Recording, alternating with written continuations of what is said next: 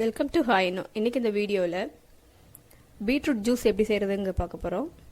ரொம்ப ஹெல்த்தியானது.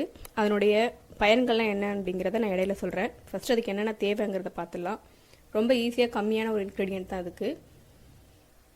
ஒரு பெரிய பீட்ரூட் எடுத்துகிட்டு தோல் சீவிட்டு இந்த மாதிரி காய் சீவுறதுல சீவி வச்சுக்கோங்க.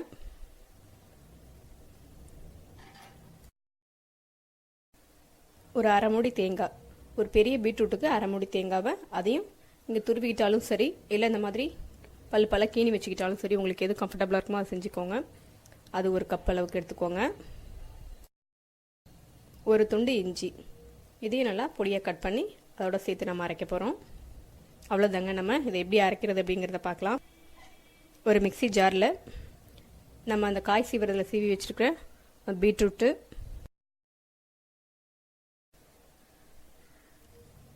அதோட ஒரு முடி தேங்காய், ஒரு துண்டு இஞ்சி.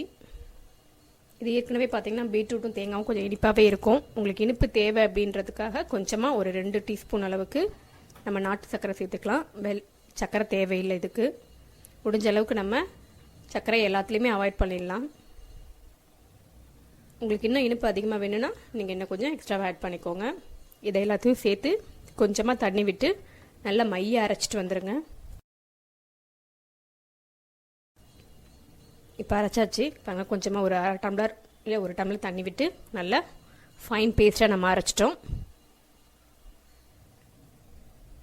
இதை ஒரு ஃபில்டர் வச்சு நம்ம ஃபில்டர் பண்ணிக்கலாம்.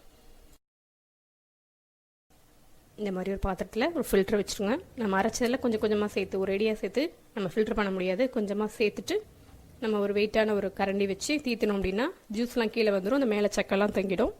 இதே மாதிரி நம்மக்கிட்ட இருக்கிற எல்லா பீட்ரூட் அந்த அரைச்ச எல்லாத்தையும் கொஞ்சம் கொஞ்சமாக சேர்த்து நம்ம ஃபில்டர் பண்ணிக்கிட்டால் நம்மளோட பீட்ரூட் ஜூஸ் ரெடி ஆயிடுச்சு.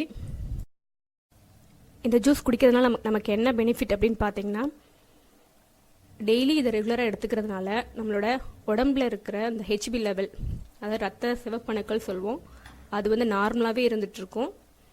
அதோடு மட்டும் இல்லாமல் இது வந்து பார்த்திங்கன்னா எல்லாருமே குடிக்கலாம். சின்னவங்களிருந்து பெரியவங்க வரைக்கும் எல்லாருமே இதை குடிக்கலாம். ரெகுலராக ஒரு டம்ளர் எடுத்துக்கிட்டோம் அப்படின்னா ரொம்பவே உடம்புக்கு நல்லது.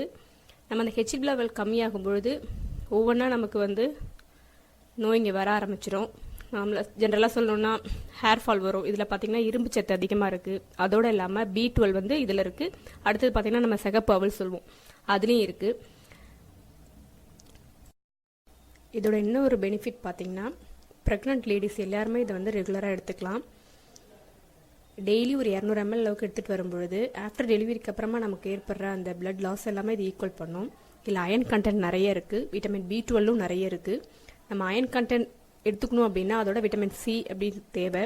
அதுக்கு வந்து இதில் ஒரு ட்ராப்ஸ் இல்லை 2 ட்ராப்ஸ் அளவுக்கு லெமன் ஜூஸ் சேர்த்து சாப்பிடும்பொழுது நமக்கு அந்த அயன் கண்டென்ட்டை நமக்கு அப்சர்வ் பண்ணி கொடுக்கும். அது மட்டும் இல்லாமல் நம்மளோட அந்த ஹெச்பி லெவல், ரத்த சிவப்பணுக்களுடைய எண்ணிக்கையை கரெக்டாக ஈக்குவலாக வச்சுக்கிட்டே வரும். ப்ரெக்னென்ட் லேடிஸ் எல்லாருமே இதை ரெகுலராக எடுத்துக்கலாம். அப்படி எடுத்துக்கிறதுனால அவங்களுக்கு மட்டும் இல்லை, வயிற்றில் இருக்கிற குழந்தைக்கு ரொம்ப நல்லது. குழந்தையும் ரொம்ப கலராகவே இருக்கும். நீங்களும் அதை ட்ரை பண்ணி பாருங்கள். அதோட இது பிளட் சுகர் அளவையும் வந்து ஓரளவுக்கு ஈக்குவலாகவே வச்சிட்ருக்கோம். நம்ம சுகர் இருக்கிறவங்க வெல்லத்தை அவாய்ட் பண்ணிவிட்டு வெறும் ஜூஸ் மட்டும் எடுத்துக்கலாம்.